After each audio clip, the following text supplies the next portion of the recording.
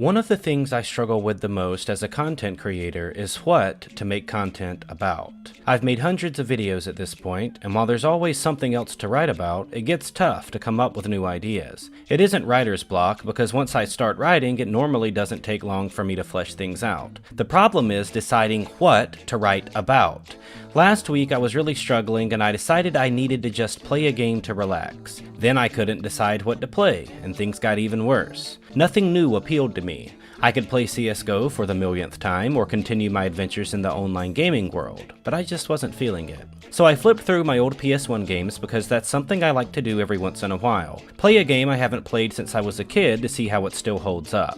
As I was flipping through, I saw a game that I hadn't thought about in years, but I immediately got excited because of my fond memories of it. That game is A Bug's Life. Not only was it a really good movie when I was a kid, but the game was fantastic as well. So, I was playing it and having fun, but I still couldn't decide what I wanted to make my next video about. Then it hit me. Just make it about A Bug's Life and the people who made such a cool little game. So, here we are. A video about an often ignored studio called Traveler's Tales. Enjoy! Traveler's Tales was founded in 1989 by two guys named John Burton and Andy Ingram. Their early years were mostly devoted to making whatever games they wanted to, and they experienced the typical life of a small company trying to work their way into the industry. They started working with Psygnosis during the late 80s, which gave them access to more work and licenses for a number of titles. Psygnosis is probably best known for creating Lemmings, Wipeout, and the Colony Wars series. Traveler's Tales didn't work on those titles, but they did help out with the video game adaptation of Bram Stoker's Dracula and another game called Pugsy. After working with Psygnosis for a while, they were fortunate enough to reach an agreement with the studio, Sony, and Disney to work on licensed properties from quite a few Pixar movies. One of those was Toy Story, which I played on Super Nintendo back in the mid-90s, and I still remember how awesome it was. It was a challenging platformer that didn't necessarily do anything revolutionary, but it did such an amazing job of capturing the essence of the movie. That's going to be a recurring theme with Traveler's Tales, and it's the one thing I think they've done best over the years. Every time they've made a game based on existing property, they make sure that it portrays the movie perfectly. My memories of Toy Story stem from the video game as much as they do the movie, and the same applies with A Bug's Life. I mention this because it's rare to see a studio do such a good job of making a game fun while also staying true to the film that inspired it. One other thing that TT deserves praise for in Toy Story was their ability to make every level feel unique. Controlling Woody while navigating through a bunch of enemies is what you can expect from the majority of gameplay, but I also remember the level with the RC car and a fight with Buzz Lightyear that took me ages to beat. It was challenging, but it was also fun. The type of thing that feels rewarding and special. Toy Story actually took criticism because it was too difficult for its target audience, and kids weren't up to the challenge, but I thoroughly enjoyed it, and when I found out that Traveler's Tales made this game, it just solidified my love for the studio. After working with Psygnosis to make Toy Story, Traveler's Tales began work on something else that I was surprised to learn. They made Sonic 3D Blast and Sonic R for the Sega during the mid-90s. Before going any further, I have to admit that I never played a lot of Sonic, and I only played the Sonic racing game a few times when I was growing up, so I don't have a lot to say. I know there are a lot of rabid Sonic fans out there, so I have to mention it. Traveler's Tales helped Sonic go fast, so there you go. After Sonic, they began work on the game that I mentioned at the beginning of this video, A Bug's Life. It's another platform game based on a movie, and like in Toy Story, you control the main character throughout various levels that mostly emulate the film. You guide Flick through 5 different areas with 3 levels in each one. Also like Toy Story, the studio did a splendid job of making each level feel unique. Sometimes you have to defeat a boss, sometimes you have to find an exit, and other times you have to move mushrooms around and jump to different areas to unlock a new way to progress.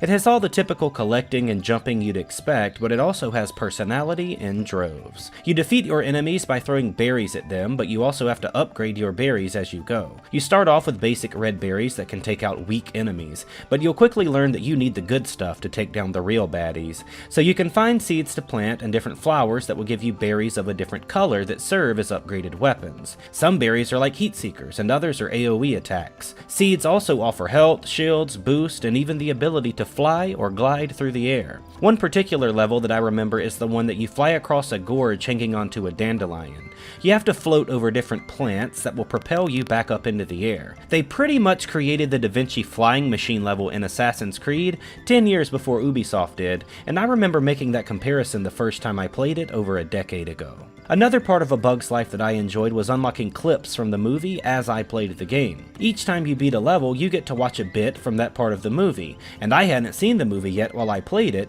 so it was like getting a sneak peek from the theater while I was playing through. It was unique, and coupled with the amazing level design, I left A Bug's Life on PS1 feeling really satisfied, and I attach as many memories of it to the game as I do to the film, just like with Toy Story. As I said earlier, Traveler's Tales does a better job of staying true to the properties they make games about than any other studio I've ever encountered. Their success with Toy Story, Sonic, and A Bug's Life opened the door for their biggest projects yet, Crash Bandicoot, The Wrath of Cortex, and Crash Twinsanity. Unless you're a die-hard Crash fan, you probably aren't as familiar with these games as you are with the first three in the franchise, but let me tell you, they are just as good, if not better. Universal Interactive Studios were supposed to head development of The Wrath of Cortex, but the deal fell through, and TT was given the opportunity to work on one of Sony's most important games.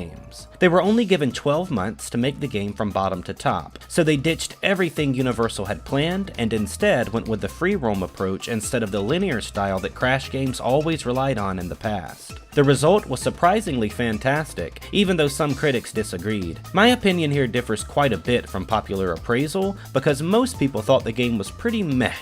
I disagree, because TT made the game humorous and fun in a way that previous developers never had. I also think that the tired linearity of the games had gotten stale by the time the third Crash game came out, so Wrath of Cortex was a breath of fresh air with more freedom than previous titles. The game did well enough that Traveler's Tales was also offered the development of Crash Twinsanity, which has received a cult-like following within Crash fandom. Twinsanity did mostly the same thing that Wrath of Cortex did, and it followed the mold of popular new franchises at the time, like Jak and Daxter, that implemented free roam and the creation of a whole world to experience and enjoy, rather than a collection of levels to click on and play. According to Keith Webb, one of the main artists for Crash Twinsanity, after the development of the game, Traveler's Tales had plans for another sequel, which was ultimately not accepted by Universal. The plot would have centered around Crash getting sucked into various TV shows, like a Wild West or an old black and white cartoon, by another invention created by Dr. Cortex, similar to what you would see in Gex. The game was going to have over 25 levels, one of them being a hospital drama level that would have had enemies holding needles, and Crash would ride through the hospital halls on a stretcher. Webb also mentioned a level with Rusty Walrus hosting a cooking show, ending up with a chase sequence similar to Crash's last encounter with him. But unfortunately, none of this ever came to fruition.